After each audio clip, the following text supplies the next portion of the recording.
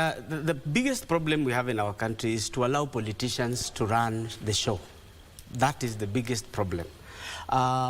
As you say so, because during Mwai Kibaki's time, we had a Ministry of Planning that ended up even giving us Vision 2030, which the successive governments are shelving it under the carpet because there is no futuristic view from these leaders. I think as a country, we need to sit down, come up with a strategic plan, for example, for Nairobi for the next 50 years.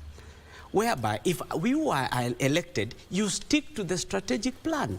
You don't come remove the cabro that were put by Kidero, you put yours, then once you leave, I come, I remove those cabro, I replace them with something else, yes, just for people to see the beauty. Yet, the underlying issue at the end of the day is that soil was meant to absorb that water under natural seepage into the underground. Right now, as I said before, we have a concrete jungle. At the end of the day, where is the water that used to seep through the soil into the and enjoying the other water table? Where is that water going? Now we are directing it elsewhere. And at the end of the day, we will have a country whereby we complain of floods every other time.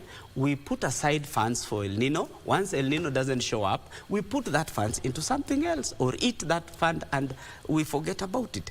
What are we planning? If you look at some members of parliament who have already a strategic plan for their constituency. For example, I like Engineer Sudi so much because in Kapseret constituency, he has a strategic plan for every 5 years. What am I going to do? So the citizens know, or the voters know that in this financial year, this school is going to be constructed, that road is going to be repaired, that one is going to be done. But we do things haphazardly. Right now, if you walk in Nairobi, if you are not going into a ditch where there is water, you are in a muddy situation. Yes? Because we don't have that strategic plan. That as a country, what do we want the futuristic view of Nairobi to be? What do we want the futuristic view of Machakos to be? Because we are transferring the problems of Nairobi, channel them into one river, and take them to the people of Garissa to sort themselves out.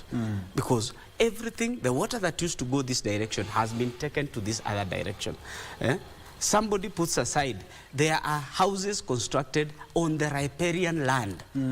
Actually, there's a riparian land law that prohibits you to construct anything 30 meters away from the middle of the river.